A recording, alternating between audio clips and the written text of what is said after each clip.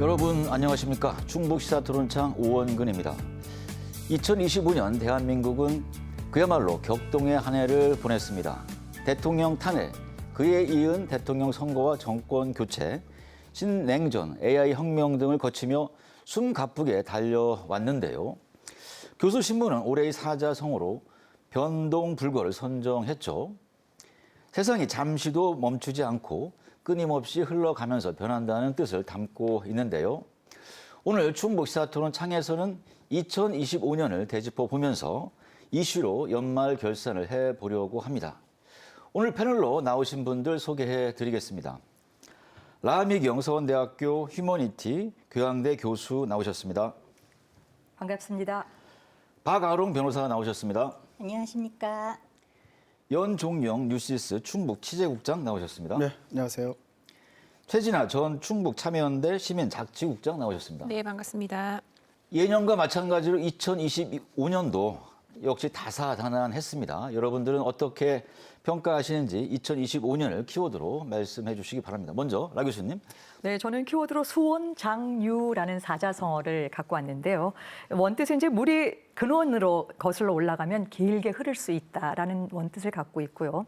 근본을 잘 다스리면 우리가 미래까지 지속적으로 번영할 수 있다라고 하는 걸로 추가 말씀드릴 수 있을 텐데요. 국제적인 정세에서 트럼프 2기 행정부 들어서게 되면서 관세 때문에 힘들었었고요. 예. 우리 국가적인 차원에서는 12.3 내란 문제로 인해서 굉장히 사회적인 혼란, 또 국가적인 차원에 있어서의 질서의 붕괴라고 하는 부분들을 볼 수가 있겠죠. 이제 그런 것들이 국민 주권 시대로 들어오게 되면서 실제 여러 부분들 정돈이 좀 되고 있습니다. 근원적인 차원에 있어서 법 제도가 정비되고 있고, 또 근원적인 차원에 있어서 AI를 중심으로 혁신의 기본적인 토대를 좀 갖추었고요. 또 지역적인 차원에서 보게 되면은 우리 그 충청권 전체에 지속 가능한 기본적인 모델을 만들기 위해서 4개의 이 단체가 모여서 힘을 조금 썼고요. 또 뭐 학교 차원에서 또 조금 크고 작은 이런 단체에서 각각의 근원적인 문제를 대비하기 위해서 애쓴 한 해라고 보겠습니다. 네, 수원 장류라고 해주셨어요. 네, 연종영 국장님. 네, 저는 시대 또 공간을 통틀어서 정치, 경제, 사회, 문화, 스포츠 또 등등 기타 등등 관통하는 키워드를 하나 꼽자면 저는 인구라고 봅니다. 인구. 최근에 충북뿐만이 아니고 전국 그리고 전 세계 어디든 이 인구 문제로 인한 갈등 또 변화상 이런 것들이 상당히 정말 속도감 있게 변하고 있는데요. 최근에는 인구 쇼크라는 말이 나오는데 이게 2015년도, 2016년 이때 나온 것 같아요. 최근에 와서 많이 쓰기 시작했는데 불과 1980년대 산업화 시대 당시에 표를 기억하실지 모르겠습니다만은 하나씩만 나와도 삼천리가 초만원 뭐 이런 기억이 납니다. 이런 표가 그 당시 극한의 극도의 이 산하 제한을 했던 시대가 이제는 제발 좀 아이 좀 낳게 해달라고 사정하고 또 심지어 지자체가 현금까지 또 쌓아 들고 또 지원해주고 또 현금성 이 복지 예산도 시행하고 하는 그런 세상이 됐습니다. 뭐 최근에 또 인구 구조의 변화도 눈에 띄는데요. 다민족 국가라고 하는데 한국도 이미 다민족 국가 목전에 다가왔다라는 겁니다. OECD 기준으로 보면 5% 그러니까 등록 외국인 또 이민자 2세 등등 합치면 5%가 넘게 되면 이제는 한민족 단일 민족이 아니고 다민족이다. 그리고 다인종 국가다. 이렇게 인정이 된다는데 바로 턱 밑까지 쫓아왔습니다. 이제는 우리 사회 전체 또 국가 차원에서도 이 다민족 국가로 넘어서면서 어떻게 바라봐야 되는 건지 또 개념 정리부터 다시 해야 되는 그런 시점이 아닌가 싶습니다. 네, 인구를 키워드로 말씀을 해주셨고 박아롱 변호사님. 네, 제가 정한 키워드는 AI입니다. AI는 이제 단순한 기술에서 넘어서서 우리의 일상과 산업 그리고 정책 전반을 바꾸는 AI 기본 사회로의 전환을 이끌고 있는데요. 챗GPT와 같은 생성형 AI 앱이 국내에서 가장 많이 성장한 앱 1위를 차지하는 등 AI는 이미 우리의 일터와 일상 깊숙이 파고들어서 디지털 전환을 넘어 인공지능 전환까지 가속시키고 있습니다. 이런 흐름 속에서 충북은 디지털 융합 축제인 AI 페스타 2025를 개최하면서 AI 반도체, 로봇, 디지털 트윈 등 최신 기술을 또 선보이기도 했고요. 한국인공지능 소프트웨어 산업협회와의 업무 협약을 통해서 지역 산업 현장에 AI 기술을 안착시키려는 노력도 하고 있는 것 같습니다. AI 융합이 앞으로 충북의 산업 구조를 새롭게 설계하고 지역 성장을 이끌 핵심 동력으로 되기를 기대를 해보겠습니다. 네, AI. 이번엔 최정옥 국장님. 예, 저는 키워드로 민주주의를 꼽아보았습니다. 올 한 해 내란 극복, 탄핵, 조기 대선에 이르기까지 그동안 조금 멀게 느껴졌던 이 헌법 민주주의라는 개념들이 우리 바로 옆까지 다가왔던 한 해였다고 생각이 듭니다. 그리고 지금껏 이렇게 탄핵이나 대선 국면이 중앙 정치의 이벤트처럼 여겨져 왔었어요. 그런데 이번에는 충북에서도 계속 내내 집회도 열렸고 토론도 열리면서 우리 충북의 시민들이 관찰자가 아니라 직접적인 핵심 주체로서 참여했다라는 점에 있어서도 굉장히 좀 인상적인 민주주의가 빛나는 한 해였다고 생각이 듭니다. 지금까지는 중앙 정치를 바라보면서 저 정치가 우리의 삶과 무슨 관계가 있어라고 하는 질문을 던졌다고 한다면 지금 올해야말로 우리의 삶과 어떻게 연결시키지라는 고민을 하는 한 해였다고 생각이 들고요. 물론 민주주의가 잘 작동했던 한 해는 아니었던 것 같습니다. 그만큼 얼마나 민주주의가 잘 무너질 수 있는지, 얼마나 잘 우리의 삶과 괴리될 수 있는지를 확인한 한 해였다라는 좀 두 가지 측면의 의미에서 민주주의로 정해보았습니다.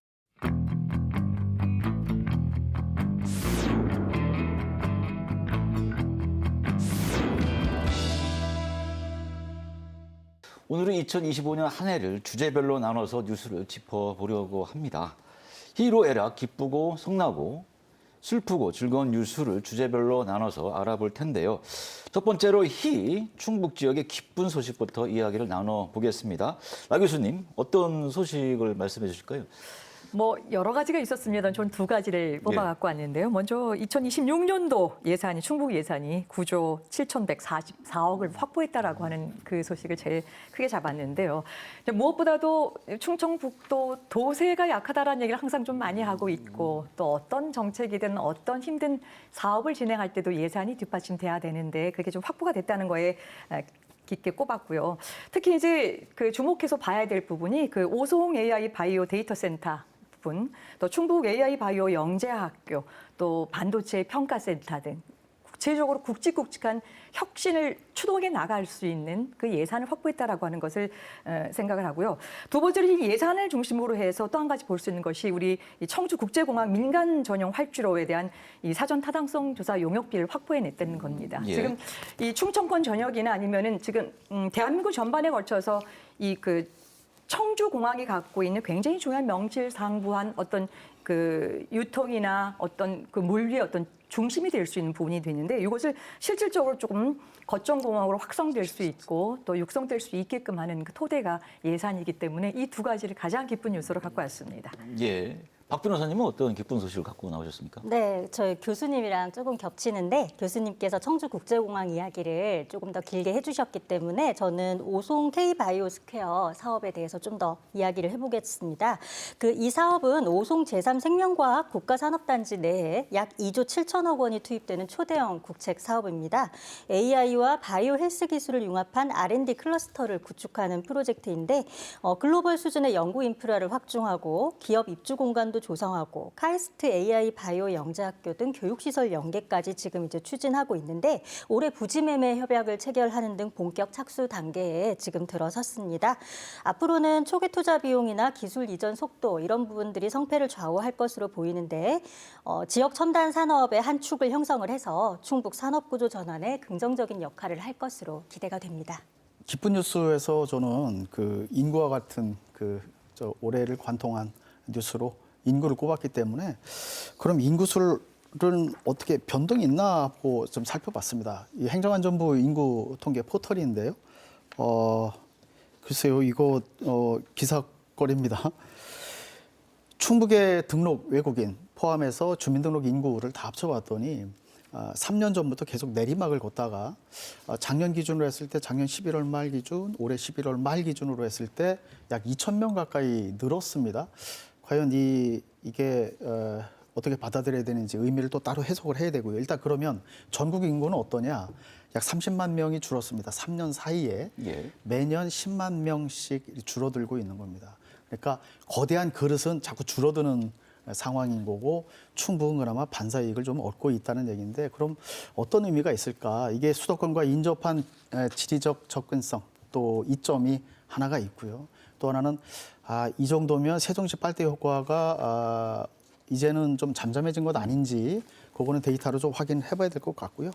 그 다음에 이것이 11월 말 기준이었기 때문에 최근에 이슈로 튀어나온 이 기본소득과는 좀 무관하다. 저는 그렇게 일단은 바라보고 있고요. 어쨌든 전체적인 충북의 인구가 일단 증가했기 때문에 충북도를 비롯한 11개 시군의 인구 유입 정책, 또 산업화 기반, 또 정주 여건 개선 사업 이런 것들이 그래도 좀 효과를 발휘한 게 아닌가 일단은 긍정적으로 좀 보겠습니다. 네, 최 국장님은 어떤 뉴스? 예, 저 국장님과 좀 비슷한 얘기일 수도 예. 있는데요. 저는 기쁜 소식으로 충북의 출생아 수 증가율 전국 1위 소식을 꼽았습니다. 전국 평균을 크게 웃도는 수치라고 하더라고요. 그리고 연간 지속적으로 확인된 흐름들이 있어서 충북의 지역사회에서는 분명히 반가운 소식, 반가운 신호라고 생각이 듭니다. 또 청주같이 큰 도시뿐 아니라 보은, 영동, 괴산, 단양 등 인구 감소 지역으로 흔히 분류되는 지역까지 뭐 긍정적인 신호들이 있다라고 해서 분명 기쁜 소식이라고 생각이 좀 들고요. 실제로 최근 김영환 도지사 같은 경우에 여러 자리에서 우리 지역의 가장 잘한 성과 중 하나가 출생률 증가다라고 이야기하실 정도예요. 그러면 충북 안에서 그 변화가 단순히 통계를 넘어서 실질적인 뭐 성과로 잡히고 있다라는 의미이기도 한 것 같고요. 정책 평가 뭐 어떻게 하느냐 좀 그런 이야기에 가기 앞서서 지역 사회에서 이 문제를 더 이상 미룰 수 없는, 영국장이 말씀해 주신 것처럼 인구 문제를 더 이상 미룰 수 없는 중요한 우리의 과제다라고 인식했던 부분에 대해서도 저는 좀 긍정적으로 평가할 수 있는 부분이라고 생각이 듭니다. 그리고 또 하나가 이제 좋은 분위기라고 생각이 들어요. 출생아 수 증가는 그 숫자 자체보다 지역에서의 약간 이렇게 분위기를 조금 이끌어가는데 긍정적인 신호가 되지 않을까 싶은데 이제 인구 줄어들 일밖에 없다. 인구 소멸, 지역 소멸 지역이다라고 했던 이 분위기 조금 이렇게 침체된 분위기가 뭔가 가능성 있겠는데라고 하는 긍정적인 신호로 이어질 수 있는 아주 뭐 긍정적인 데이터, 긍정적인 결과라고 저는 보고 있었습니다. 네. 청주공항 말씀하셔서 제가 기억나는 게 있어서 말씀드리자면 에어로폴리스 1지구로 제가 기억을 하는데 거기 헬리콥터 단지를 매입을 하고자 하는 사업자가 대전에 있는데 청주공항 부지를 매입하려고 한번 찾아온 일이 있습니다. 이게 한 20년, 근 20년 가까이 된 일이에요. 당시 이시종 지사가 경자청에 힘을 실어주고 그러던 시절이었었는데 이게 이제 충북의 인맥을 찾기 시작하는 겁니다. 다행히 청주에 있는 어떤 고등학교를 나온 사람이라서 대표가 그래서 손쉽게 어쨌든 적지 않게 고민하다가 그 루트를 찾아서 설득을 하고 해서 결국은 이 방향을 잡고 헬기 이 정비창에 지금 들어와 있거든요. 예. 근데 그 당시에 제가 어떤 걸 느꼈냐면 이 행정의 경직성이라는 게 아직도 있구나. 이 굉장히 오픈해서 달려들어야 되는 경자청도 이럴 정도면 인허가권자들은 얼마나 답답한가. 뭐 이런 생각이 좀 들었고요. 그 활주로 길이가 2744, 2744 제가 있지도 않는데 이게 짧아서 화물기가 이착륙이 불가능한 거죠. 근데 아스팔트 도로 100m 까는 거 우습게 깔 수도 있는데 그 활주로 몇 미터 그게 까는 게 그렇게 힘듭니다. 지금 30-40년 됐는데도. 그래서 참 만시지탄 뭐 이런 생각이 들고요. 저 출생률 말씀하셨는데 최 국장님께서 제가 또 이런 에피소드가 자꾸 생각이 납니다. 김영환 지사와 또 이재영 증평군수가 증평에 있는 지금은 좀 부대 이름이 바뀌었죠. 13 공수여단이 있었는데 이 공수여단을 방문한 일이 있었어요 당시에. 근데 인과 관련해서 이 출생과 관련해서 그 화두가 던지면서 그래서 인사말을 하면서 뭐라고 했는고 하니 이 부대 참 감사하다. 법적인 테두리 안에서 해줄 수 있는 거 있으면 다 해주고 싶다. 뭐 이렇게 찬사를 해요. 군수도 그렇고 지사도 그렇고. 그게 왜 그러냐면 여기 이 부대원들의 평균 그 가정이 있지 않습니까? 예. 평균 자녀 수가 3명이 넘어요. 예. 최고 다자녀 같은 경우에는 5명까지도 있고요. 그래서 저는 어떤 생각을 했냐면 이 인구 관련한 업무를 하는 공무원들의 이런 분들이 이게 과연 경제력만 가지고 측정할 수 있는 것이냐. 과연 아이를 낳지 않는 것이 다만 어떤 경제력 원인 이거로 따질 수 있느냐. 우리보다 훨씬 못 사는 나라가 출생률이 훨씬 높은데 이건 어떻게 설명할 것이냐 이런 얘기를 하는데요. 근데 인구학자들도 정답이 없다고 그런 얘기를 하더라고요. 하여튼 다양한 케이스가 좀 생각나서 말씀드렸습니다. 제가 이제 이 국제공항 민간 전용 활주로 건설에 왜 이게 가장 기쁜 소식이라고 넣냐면 거기 지구가 1지구, 2지구, 3지구가 있습니다. 에어로스페이스 중심으로 해서 제가 조금 고 전문가라서 고정익과 회전익 중심으로 해서 이 헬기를 업체를 들여놨잖아요.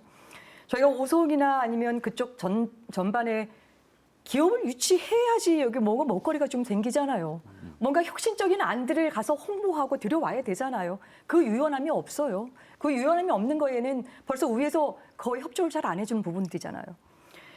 우리 이시종 지사 때 MRO 문제로 해서 엄청나게 이걸 키우려고 애를 썼었는데 제가 이 국제공항의 민간 전용 활주로가 좀 확보가 된다라고 한다면 한화에 관련돼서 지금 국제적으로 한화가 지금 전체적으로 이 방산업체로 크게 지금 형성해 나가고 있는데 그 대기업을 여기 체계 기업을 유치시키게 되면은 여러 가지가 좋아요. 거기에 결정적인 역할을 할 수 있게끔 이 자율권을 좀 부여해 주는 것들. 그다음에 인맥을 동원하든 가서 홍보를 해서 정말 비즈니스에서 얻어오든 간에 거기에 적극적으로 조금 지원해 주는 차원이 하나 좀 필요하다는 생각을 먼저 하고요. 예. 오늘 이제 전반적으로 한 네 분 전체 이제 아주 정말 기쁜 소식의 네 가지가 두 개로 나눠볼 수가 있어요. 하나는 사람이 역시 제일 중요하더라. 일단 태어나 보자. 많이 한번 이렇게 더 충북의 어떤 그런 인구를 좀 늘려보자라고 하는 거. 자, 사인 시작됐으니까 우리 그거 잘 유지해보자라고 하는 거 하나. 또 하나는 그들이 태어났었을 때 여기서 다른 지역을 떠나지 않고 이 지역에서 먹거리가 창출이 되고 먹고 아이를 낳고 교육하고 하는 부분들이 될 수 있게 하는 두 가지로 딱 이게 이 접목이 된 것 같습니다. 그래서 많은 신생아들을 더 낳을 수 있게끔 지지해주고 거기에 맞추어서 제가 가장 근본적인 부분에 지속 가능한 먹거리를 만들어만 놓으면은 이후로 미래로 쭉 나가는 일들은 그래서 굉장히 조금 좋지 않을까 싶은 생각을 갖습니다. 예. 오늘 희 뉴스를 담당하셨는데 한번 정리를 좀 해주시죠. 무엇보다도 2025년도 가장 즐거운 뉴스. 많은 사람이 태어나고 또 많은 경제적인 역량을 확보해내는 일, 그것이 가장 중요하다고 생각합니다.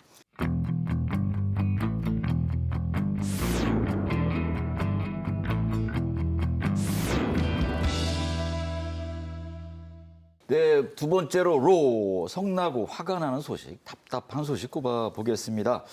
이번에는 최준하 국장님 먼저 해주시죠. 예, 화가 나는 뉴스. 저는 특정 사건 하나는 아니고요. 충북 그리고 청주시의 행정 전반에서 반복되고 확인되는 위험한 좀 반복되는 모습을 꼽아보았습니다. 공공정책, 사업들이 시민의 삶, 안전, 공공성과 매우 직결되어 있는 부분들이죠. 그럼에도 불구하고 충분한 검토나 합의 없이 일방적으로 추진되는 사례들이 많이 눈에 띄었던 한 해이기도 했습니다. 올해 특히 저도 너무 서두른다, 왜 이렇게 급하게 추진하냐라는 말 굉장히 많이 했던 걸로 기억을 하는데요. 충분한 공론화 없이 속도전처럼 밀어붙이는 모습들, 이것들이 정책 선택에 있어서 문제가 공공성에 대한 인식 자체가 얼마나 없는지를 보여주는 대목들이 아니었나 싶기도 하고요. 시민사회에서 이러한 것들에 대해서 이제 반대 의견을 내기도 하는데 반대만 하느냐 이런 지적을 하기도 하지만 찬반의 문제는 저는 둘째라고 생각이 들고요. 오히려 그 찬반의 의견을 만들기 위한 왜 시민들에게 묻는 것조차를 안 하느냐라고 하는 문제에 대한 것들이 좀 화가 많이 나는 한 해였던 것 같습니다. 그리고 또 수십억, 때로는 수백억, 수천억의 예산, 도민 혈세가 투입되는 사업임에도 불구하고 그것들이 과연 책임 있는 행정으로 이루어졌는지에 대한 부분들은 좀 의문부호를 찔 수밖에 없을 것 같고요. 행정 스스로 자신들의 원칙, 자신들의 결정을 뒤집는 결정들을 얼마나 많이 반복했는지에 대한 부분들도 있습니다. 저는 이 과정에서 자치단체장의 책임을 조금 강조하고 싶은데요. 예. 모든 결정의 최종 책임은 자치단체장에게 있습니다. 단순히 자치단체장들이 사업을 추진하는 역할뿐 아니라 속도를 조절하는 역할도 해야 하고요. 갈등을 조정하는 역할도 해야 되고 때로는 위험이나 다른 다양한 의견들 앞에서 멈출 줄도 아는 최종 책임을 가진 역할을 해야 합니다. 그러나 우리가 본 자치단체장들의 모습은 밀어붙이기에만 조금 더 편중된 것은 아닌지라고 생각이 들고요.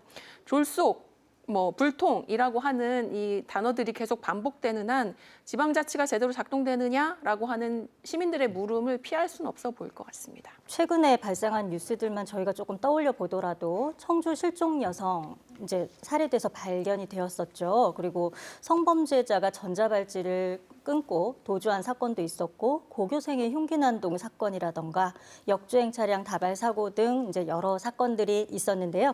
이런 사건들은 이제 단순한 개별 범죄를 넘어서서 우리 공공안전망의 취약성과 범죄 예방 시스템의 한계를 드러내는 모습이었다고 생각이 되고 이런 부분들 때문에 도민들이 상당한 불안감을 가지고 있는 상황입니다. 통계적으로 봐도 지금 충북에서 2025년 강력 범죄의 건수가 전년 대비 15%가 상승을 했더라고요. 치안환경 등 사전 예방 시스템을 좀 정비할 필요가 있겠고 현장 대응을 포함해서 수사 체계도 다시 한번 점검을 조금 해야 되겠고요. 강력 범죄 전력자에 대해서 사후 관리를 철저히 하는 그런 여러 가지 제도 보완이 필요할 것으로 생각이 됩니다. 네, 범죄 관련 뉴스를 꼽아주셨고 라 교수님은 어떤 소식 갖고 오셨나요? 저는 충북대와 한국교통대 통합 추진이 무산됐다는 소식을 예. 노 뉴스로 해갖고 왔거든요. 물론 안타까움이 제일 크고요. 근데 그 이면에는 이제 화가 나는 문제가 되는데 이게 통합에 이제 결국 엇갈린 양쪽의 그 교통대왕 충북대하고 서로 분위기가 사뭇 달랐어요. 예. 결국은 교통대는 찬성적으로 많이 이제 갔는데 이 충북대 자체적으로 학생과 또 교직원 또 교수 차원에 있어서 이 분열이 굉장히 크게 이제 진행이 됐기 때문에 예. 결국 이게 이제 무산이 되어 가는데 안타까운데요. 근데 이 배면에 우리가 두 가지로 좀 살펴봐야 되는데 실제 지금 지역 소멸 위기의 복합 위기 중에 하나가 저는 대학의 또 위기라고 볼 수가 있어요. 지금 학령 인구에 제한된 부분들, 그다음에 이대로 지금 충청북 도내에 있는 대학교 학생 그 학교가 굉장히 수가 많거든요. 이대로 유지 안 됩니다. 통합해야 되는데 통합 자체가 다른 데 된 학교들 사례를 봐더라도 쉽지는 않은 부분이긴 하나 예. 실제 여기 우리는 지금 그 통합을 전제로 해서 이 글로컬 사업 돈도 받았고 사업 지정을 위해서 굉장히 많은 돈이 지금 벌써 받아 있거든요. 그런데다가 2024년도에는 이 글로컬 대학 연차 평가에서 둘 다 최저 등급인 D등급을 받았어요. 점점점 어려워지는 이제 이 상황에 있게 되는데 결국 두 대학의 통합의 무산이라고 하는 것은 대학 자체로 끝내는 것이 아니라 지역의 경쟁력까지 약화시킬 수 있는 이 우려점이 있을 수가 있습니다. 그래서 여러 가지로 우리 지역 사회나 아니면 산업계에서 굉장히 이걸 기대하고 아주 관심 있게 봤었었는데 그게 또 되지 않았죠. 결국은 이제 그 충북대학교 고창섭 그 총장의 사의를 좀 표명하는 일까지 이렇게 진행이 됐는데 조금 더 지켜보겠습니다. 예, 영국장님은 네. 어떤 소식? 이게 화낼 정도의 로우 뉴스라고 좀 봐야 될지는 모르겠는데 좀 애석한 게 있다면 물론 이제 정치권과 관련된 건데 중부내륙 특별법을 개정을 했어야 되는데 결국 이제 해를 넘기게 됐다는 것이고요. 이게 꼭 1년 전에 국회를 통과했습니다. 그래서 법안을 보니 그때 너무 조급하게 졸속으로 올렸던 게 결국은 화근이 돼서 이걸 완벽하게 개정을 했어야 되는데 결국은 이게 발효는 됐지만 실질적인 도움을 별로 받지 못하는 실효성이 좀 떨어지는 그런 법안이 되고 말았고요.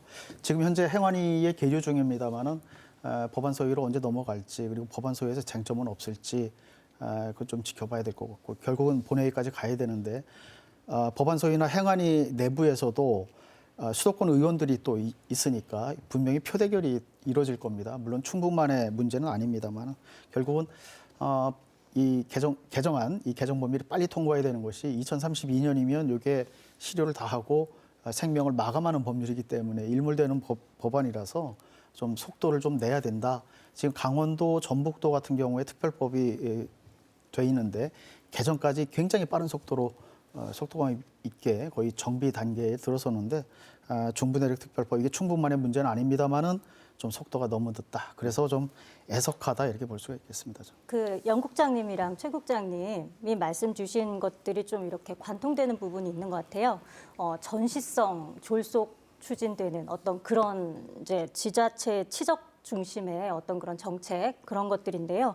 지금 사실은 이제 지방선거를 내년에 저희가 앞두고 있지 않습니까? 그러면서 이제 임기 전에 뭔가 내가 해놓고 가겠다. 이것을 나의 치적으로 해서 다음 선거에 도전하겠다. 이제 이런 종류의 이제 정책을 뭐 이렇게 졸속 추진하는 이런 현상들이 더욱 가속화될 것 같아서 도민들이 좀 제대로 잘 감시를 해야 될 것 같고 좀 장기적인 시각이 필요하지 않을까 생각합니다. 예. 저는 예, 아까 이제 최 교수님. 국장님께서 말씀하셨던 충북도 청주시의 이 단체장들의 아주 이렇게 일방적이고 또 이런 사업 추진에 관련돼서 그 지적을 하셨는데요. 왜 그럴까 한번 우리 원인을 한번 좀 살펴봤으면 좋겠습니다. 이건 여기에는 상대적이기 때문에 도민들이 시민들이 요청하기 때문입니다. 제한된 인선 발기 4년 기간 동안에 내세운 공약이 전개돼야 되겠고요. 봉청이 필요하죠. 사전 설명이 필요하죠. 시민들 같이 할 수 있는 거버넌스 체제 구축되어 있죠, 이미. 이제 그런 차원에서 우리들은 시민의식의 어떤 기다림이나 아니면은 그런 것들이 올곧고 절차적으로 진행되는 그 기간들을 기다려는 줬는가라고 하는 부분도 같이 한번 동시에 체크해 볼 필요가 있습니다. 최근에 이제 충북도에서도 개입을 하겠다라는 입장을 도지사가 밝힌 것으로 알고 있습니다. 다만 시기가 조금 더 빨랐으면 좋지 않았을까. 이게 교수님 지적해 주신 것처럼 한 대학만의 문제는 아니고 지역의 교육의 전체적인 그림하고도 관련이 있다고 생각이 들고요.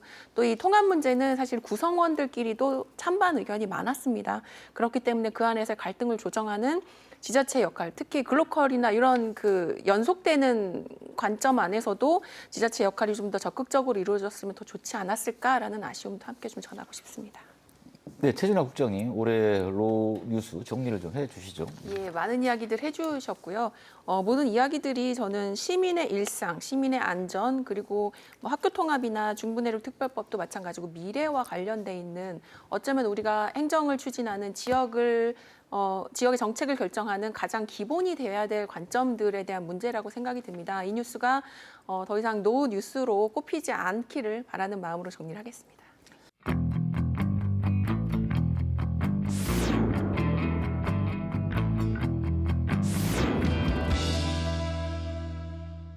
네, 세 번째로 슬프고 안타까웠던 소식 나눠보겠습니다. 연중혁 국장님 먼저 네. 말씀을 해주시죠. 인구와 연결되는 것인데요. 첫 번째 기쁜 뉴스에 그래도 인구 위기 속에서도 충북 인구 잘 견뎌냈다. 지자체 그동안 수고했습니다. 이런 메시지를 제가 말씀드렸습니다만 이제는 좀 속사를 살펴보면 골마 터지고 있는 것이 아닌가라는 생각이 들어서 N뉴스를 제가 뽑아봤는데요.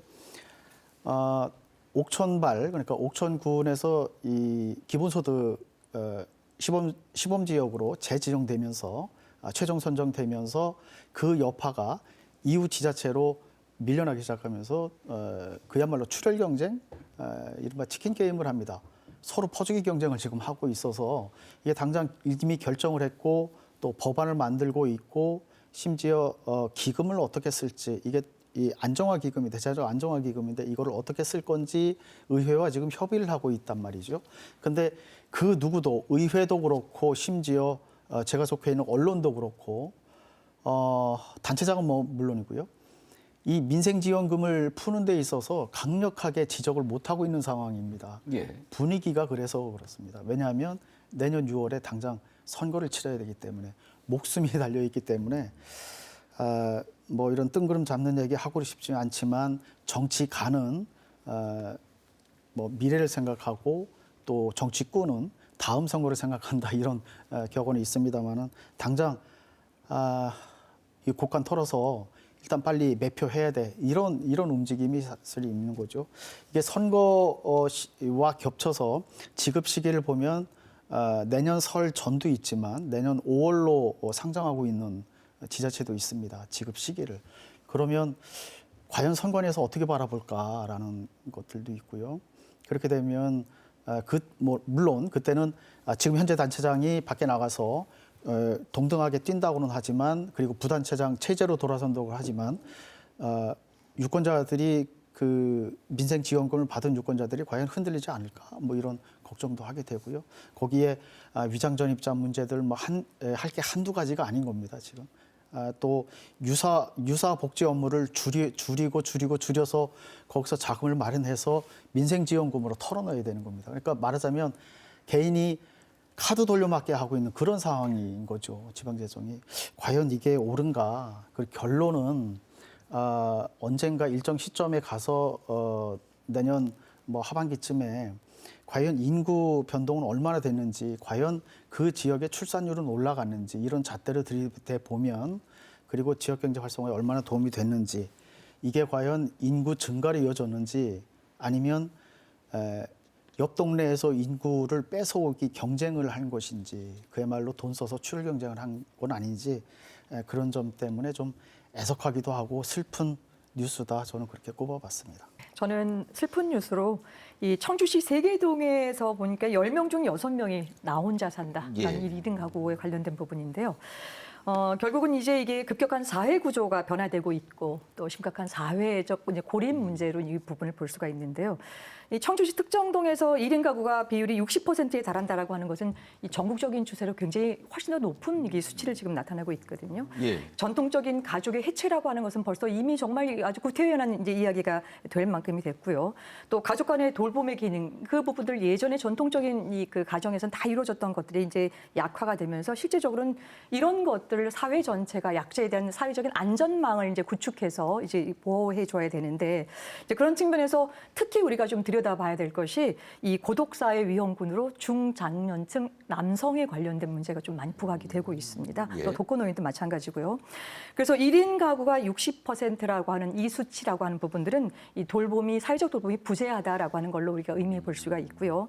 사회적 단절의 60%라고 하는 것은 그 사회적 수준이 굉장히 위험하다라고 하는 기본적인 사인을 보내고 있습니다. 그래서 이렇게 사인을 보내올 때 이거에 대한 좀 대책을 좀 세우는 것이 필요할 것 같습니다. 네, 저는 이제 먹고 사는 문제 관련해서 이야기를 또 하고 싶은데 충북의 그 소상공인 5년 생존율 통계를 내어보니까 평균 46.7%, 절반도 되지 않는 것으로 나왔고 전국에 비해서도 좀 많이 낮은 수준이더라고요. 지금 충북의 소상공인들이 구조적으로 아주 좀 심각한 어려움을 봉착해 있다. 이제 이렇게 볼 수 있겠는데 사실 고금리 기조가 장기화되고 이제 그렇게 되면 대출 이자 부담이 계속 커지는 거고요. 원자재 가격은 또 올라가고 인건비도 계속 올라가고 근데 수익성은 또 떨어지고 뭐 이런 어려운 문제들이 이제 다 겹치면서 이제 또 지역 골목 상권 활력이 또 급격하게 떨어지는 그런 삼중고, 사중고를 지금 다들 겪고 계십니다. 근데 소상공인은 사실 이 지역 경제를 지탱하는 모세혈관 같은 존재 아니겠습니까? 그 일자리 창출, 지역 소비 순환의 핵심 고리 이런 역할들을 하게 되는데 이들이 무너지면 사실은 지역의 소비 기반이 붕괴되는 것이고 그렇게 되면 결국에는 이제 청년층 유출, 지역 소멸 위기까지 이제 이어지게 될 수 있는 건데요. 소상공인에 대한 어떤 지원은 시혜적인 어떤 그런 것이 아니라 지역 경제 재건을 위한 필수적인 어떤 그런 부분이기 때문에 긴급 금융 지원 같은 단기적인 어떤 그런 조치를 넘어서서 디지털 전환 교육 강화, 지역 특화 상권 발굴, 마케팅 지원, 또 임차료 등 고정 비용 부담 완화 이런 실질적이고 즉각적인 지원책이 필요하지 않을까 생각합니다. 오송 참사, 이제는 누구나 다 알듯이 사회적 참사이고 명백한 인재입니다. 그 책임을 인정하고 기억하고 다시는 불행한 일이 반복되지 않도록 공공의 영역에서 그 기록을 남기고 기억을 하는 과정이 필요할 텐데요. 그런데 충북에서는 그 최소한의 과정도 정치적인 계산에 의해서 허용되지 않았다라고 전 생각합니다. 그 대표적인 장면이 바로 충북도의회에서 오송 참사 희생자 추모 조형물에 대한 설치 예산이 전액 삭감된 결정이라고 생각이 드는데요. 충북도와 유가족이 굉장히 오랜 시간 동안 합의해서 도출한 결과였습니다. 그럼에도 불구하고 유가족하고는 뭐 특별한 설명도 없이 도의회가 이것들을 일괄 삭제하는 것으로 마무리가 된 거고요. 이것들은 뭐 굉장히 정치적인 결정이라고 생각이 들고 유가족들에게는 또 한 번의 상처를 준 또 하나의 2차 가해라고 저는 생각합니다. 도의회에서 이야기했던 게 공론화가 부족했다. 도청 공간은 추모의 공간으로 적합하지 않다라고 이야기를 했습니다. 그 말 스스로가 이 오송 참사에 대해서 충북도가 얼마나 책임지지 않으려고 하는지를 단면적으로 보여주는 공간이라고 이야기라고 좀 생각을 했고요. 또 하나가 오송 참사 추모 기간 중에 술자리 만찬을 벌였던 도지사와 청주시의회 의장 그리고 의원들의 일이 있었습니다. 추모 기간 동안 술자리 자제하고 추모해라라고 이야기를 하면서 정작 가장 큰 책임을 져야 할 이들이 이렇게 만찬이나라고 하는 좀 볼썽사나운 모습을 보였던 거고요. 이 문제에 대해서 이제 술을 몇 잔 마셨냐, 술을 많이 마셨냐, 이거는 중요한 문제가 아닐 것 같습니다. 다만 그들이 도민 앞에서 보여준 그 추모라는 게 얼마나 좀 보여주기식이었는지를 좀 확인할 수 있는 대목이었다고 생각이 들고요. 도지사는 형식적인 사과만 했다, 저희는 그렇게 보고 있고요. 그나마 청주시의회 의장은 뭐 별 문제 없는 것 아니냐라는 발언으로 유가족분들을 더 한 번 더 상처를 입히기도 했습니다. 추모는 말로만 하면 되는 것인지 예산은 불편하면 지워버리면 되는 것인지 그 태도를 그냥 보여주기식으로만 하면 되는 것인지에 대한 물음들을 계속 할 수밖에 없을 것 같고요. 오송 참사, 아직도 오송 참사 이야기하니 하시는 분들 계신데 이러한 이들 때문에 오송 참사는 끝나지 않은 현재 진행형이라고 생각이 들고요. 유일한 방법, 이것이 마무리되는 유일한 방법은 책임져야 하는 분들이 제대로 사과하고 책임지는 제대로 된 책임의 정치를 보여주는 것만이 이 오송 참사를 마무리하고 추모를 마무리할 수 있는 그 과정이라고 생각합니다. 올해의 뉴스 정리를 해주시죠. 네, 제가 이 뉴스를 고르는 걸 보면서 제가 극티가 아닌데 극티였구나 하는 생각이 듭니다. 저는 좀 굉장히 추상적인 것들을 좀 뽑아왔는데 먼저 최 국장님께서 이 오송 추모비 관련해서 언급해 주셨습니다만은 이게 결국은 의회를 통과하지 못한 것 이게 책임성의 문제 그리고 어떤 기억되는 사실에 대한 두려움 거기에 대해서 정치가 개입하면서 결국은 이런 상황이 벌어진 것이 아닌가 저는 그렇게 공감을 하게 됐고요. 또 박 변호사님 같은 경우에 이 소상공인인데 이제 모세혈관이라는 표현을 써 주셨습니다. 그동안에 보면 일회성 현금 지원성 이런 정책들이 상당히 많았었는데 언젠가 요 주제 가지고 토론했던 기억이 납니다만은 이 소상공인들이 업종을 전환하거나 폐업할 때 빠른 퇴출이 가능하도록 그 지원해 주는 서비스가 이제는 필요하다. 그래서 임대차와 관련한 그 어떤 법률 서비스 우리 뭐 전문가 계시지만 그런 서비스를 지원한다든가 또는 퇴출할 때 그 엄청난 용기들 또 기구 자재들 이런 것들 처리하는 문제들 이런 것들은 어떤 식으로든 분명히 지원할 수 있는 방법이 있을 것 같다라는 그런 생각에 좀 공감하게 됐고요. 또 라 교수님 같은 경우에 제가 이제 보다 보니까 요 1인 가구와 관련해서 특히나 포커스가 많이 좀 맞춰져 있는데 우리는 보면 군 단위 지자체 같은 경우는 1인 가구에 누가 위험한지 정도 이렇게 파악하는 정도로 끝나는 것 같아서 거기서 멈추지 말고 이 사람을 직접적으로 케어하는 정도까지 더 한 걸음 더 나가야 된다 그런 생각을 했고요. 아니면 차제의 이 고립을 원천적으로 좀 줄일 수 있는 대책이 우선돼야 되는 것 아닌가 그런 생각을 좀 해봤습니다.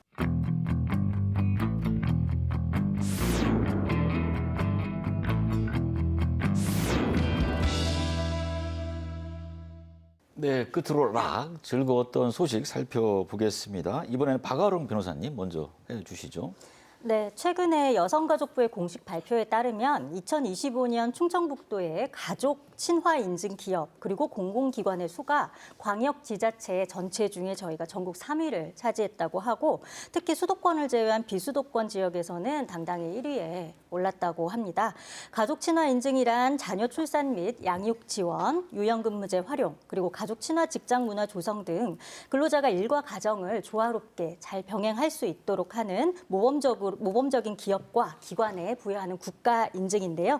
이 충북 지역 내에서 이 인증을 받은 곳이 대폭 이렇게 늘어났다는 것은 충북의 기업과 기관들이 근로자의 행복을 단순한 복지가 아니라 생산성과 경쟁력 강화의 핵심 가치로 인식하기 시작했다라는 점을 의미한다고 생각합니다. 청년 세대와 전문 인력들은 높은 임금 못지않게 워라밸을 매우 중요하게 생각하지 않습니까? 가족 친화적인 환경은 이들이 충북에서 경력을 쌓고 또 가정을 이루는 데 매우 매력적인 요소가 될 것이기 때문에 지역 정주 인구를 늘리는 핵심 동력이 될 것이에요. 그래서 저희 인구 위기라든가 인구 절벽이라든가 지역 소멸 위기에 대응하는 대응책으로서 아주 기쁜 즐거운 소식이 될 수 있는 것 같습니다.